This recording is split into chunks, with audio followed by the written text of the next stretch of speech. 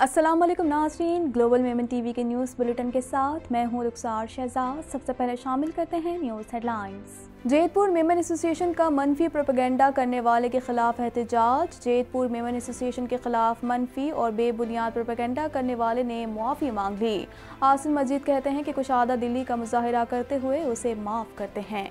बाटवा मेमन बरादरी corona virus के खिलाफ जंग में हुकूमत के शाना बशाना। बाटवा अस्पताल में लोगों को वैक्सीन लगाई जाएगी। वैक्सीनेशन का बाकायदा इफ्तिताह सूबाई वजीर नासिर हुसैन शाह करेंगे। इक्तिसादी सर्वे जारी। टैक्स वसूलियाँ 11% से जायद। गैर मुल्की कर्ज में 700 अरब की कमी। वज़ीर ख़जाना कहते हैं कि आइंदा माली साल का बजट 5.8 ट्रिलियन रुपए रखा गया है। स्टॉक मार्केट में ज़बरदस्त तेज़ी। एक मरतबा फिर रुपए के मुकाबले में अमरीकी डॉलर की कदर में इजाफा। अमरीकी डॉलर मज़ीद 23 पैसे महंगा हो गया।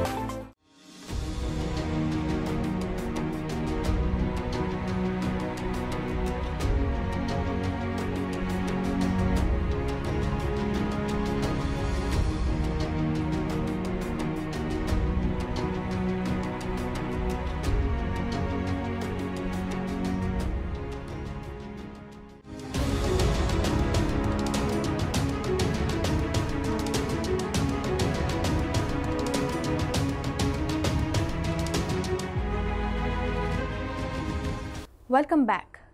जैतपुर मेमन एसोसिएशन के खिलाफ मनफी और बेबुनियाद प्रोपेगेंडा करने वाले ने मुआफ़ी मांग ली। मुख्तलिफ सोशल मीडिया प्लेटफॉर्म्स पर ग्रुप्स चलाने वाले फुरकान के खिलाफ मेमन बरादरी की जानिब से भरपूर एहतजाज किया गया। मज़ीद जानते हैं इस रिपोर्ट में।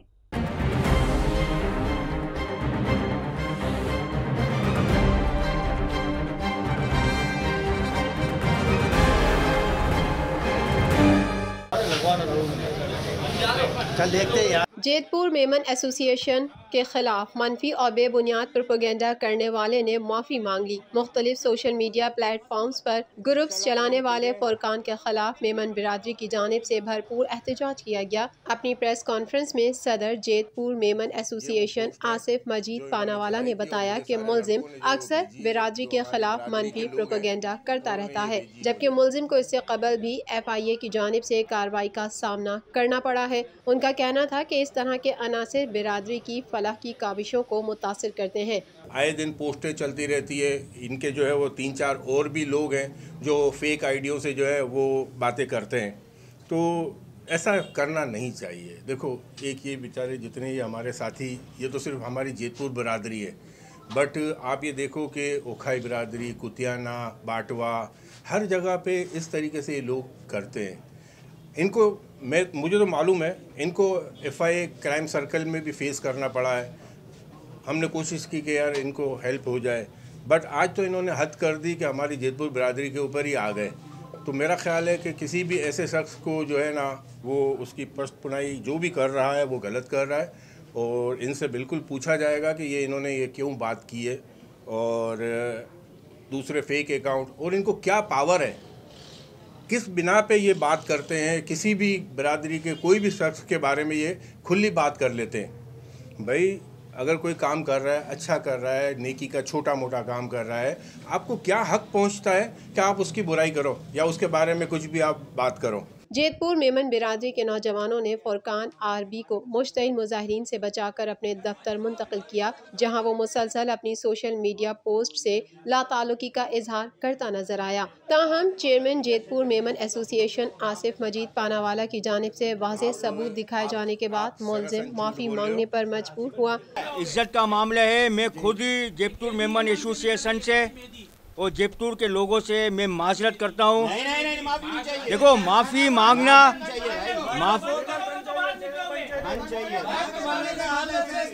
भाई देखो, माफ़ी मांगना अल्लाह को पसंद है, और माफ़ करने वाला वो अल्लाह को सबसे ज़्यादा पसंद है।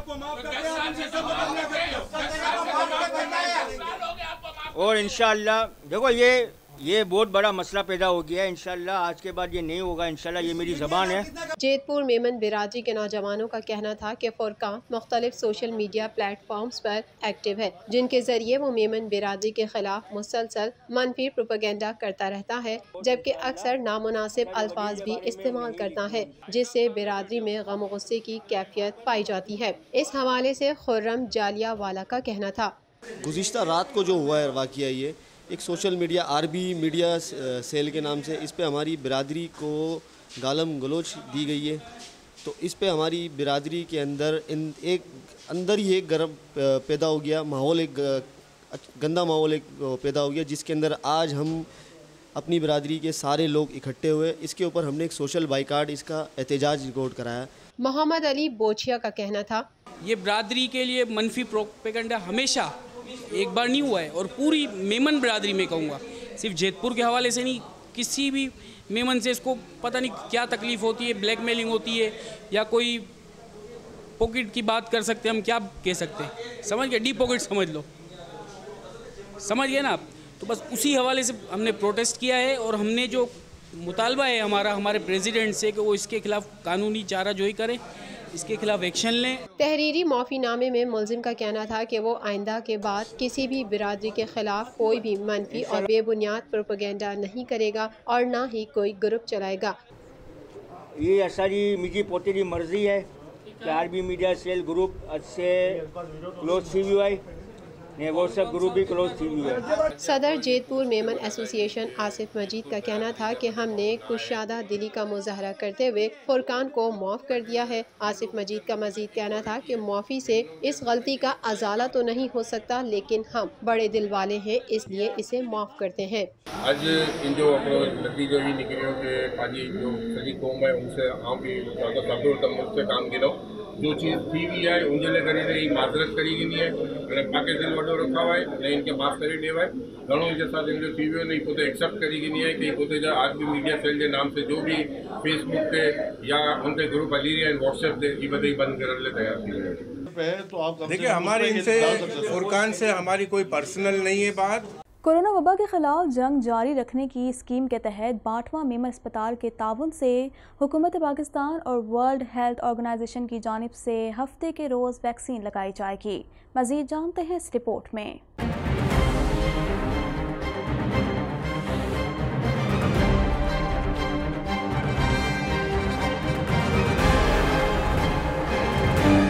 कोरोना वबा के खिलाफ जंग जारी रखने की स्कीम के तहत बाटवा मेमन अस्पताल के ताउन से हुकूमत पाकिस्तान और वर्ल्ड हेल्थ ऑर्गेनाइजेशन की जानिब से मोरखा 12 जून बरोज़ हफ्ता बवक्त 12 बजे से रात 12 बजे तक बाटवा अस्पताल में कोरोना वायरस से बचाव की वैक्सीन लगाई जाएगी। बाटवा मेमन खिदमत कमेटी में वैक्सीन लगाने की इफ्तिताही तकरीब का आगाज सैयद नासिर हुसैन शाह करेंगे। इस खिदमत का मकसद लोगों की जिंदगी को महफूज करना और उनको कोरोना वबा से बचाना है।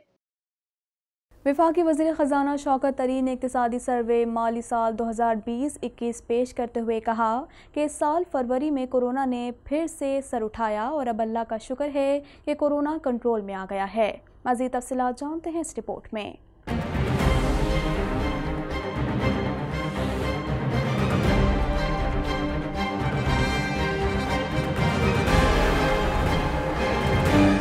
लोग बहुत मार्जिन बना रहे हैं, 4%। वफाकी वज़ीर ख़ज़ाना शौकत तरीन ने कहा है कि हुकूमती पॉलिसियों के बाइस मईशत मुस्तहकम हुई, बेशतर अहदाफ हासिल कर लिए। रोशन डिजिटल अकाउंट में $1 बिलियन से जायद आ चुके। गैस, बिजली, तामीराती और ज़राई शोबे में मराहत दी। महंगाई को रोकने की कोशिश कर रहे हैं। दुनिया ने वज़ीर आज़म की कोविड पॉलिसी को सराहा। वफाकी वज़ीर ख़ज़ाना शौकत तरीन ने इस्लामाबाद में इक़्तिसादी सर्वे जारी करते हुए कहा कि कोरोना वबा की वजह से 2 करोड़ अफराद बेरोजगार हो गए। बर वक्त इकदाम न करते तो कोरोना की तीसरी लहर खतरनाक हो सकती थी। हुकूमत ने तामीराती और ज़राई शोबे को मराहत दी। हुकूमत की पॉलिसियों के बाइस मईशत मुस्तहकम हुई। तामीराती शोबे के लिए वज़ीर आज़म ने IMF से मराहत दी।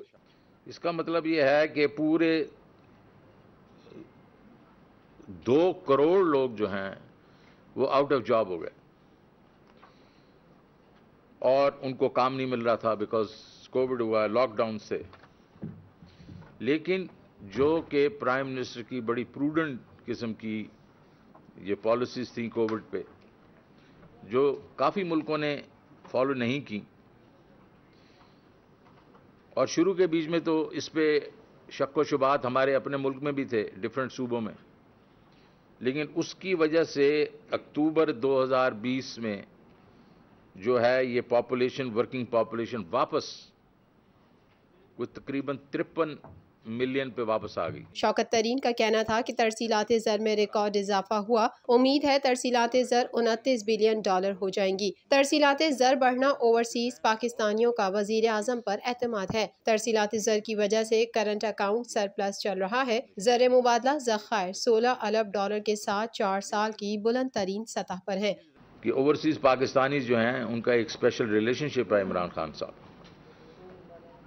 लोगों का ख्याल था, वर्ल्ड बैंक का और कई स्टडीज़ ये थी कि जिस वक्त ये अब कोविड आया है और जहाँ जहाँ हमारे लोग काम कर रहे हैं वहाँ भी रिसेशन आया है, तो ये रेमिटेंसेस कम हो जाएंगी।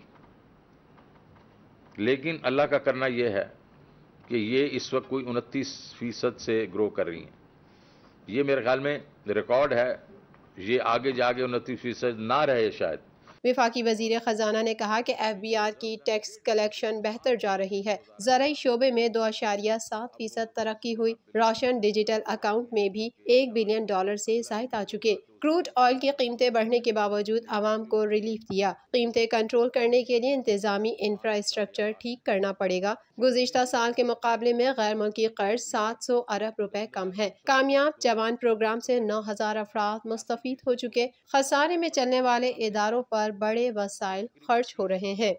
एक रोशन डिजिटल अकाउंट भी खुले जिसमें $1 बिलियन से ज़्यादा आ चुका है, और फॉरेन एक्सचेंज जो रिजर्व्स हैं स्टेट बैंक के जो 7 बिलियन पे चले गए थे 2018-19 में, अब वो कुछ $16 बिलियन पे आ गए हैं, जो कि 4 साल का एक बुलंद तरीन फिगर है। तो उसको हम ज़्यादा कंट्रोल कर सकते हैं। दूसरी चीज़ इसमें ये है, स्टॉक मार्केट में मुआशी हवालों से अच्छी खबरों के असरात सामने आने लगे। चौथे कारोबारी रोज़ के दौरान 100 इंडेक्स में 437.87 पॉइंट्स की तेज़ी देखी गई। मज़ीद जानते हैं इस रिपोर्ट में।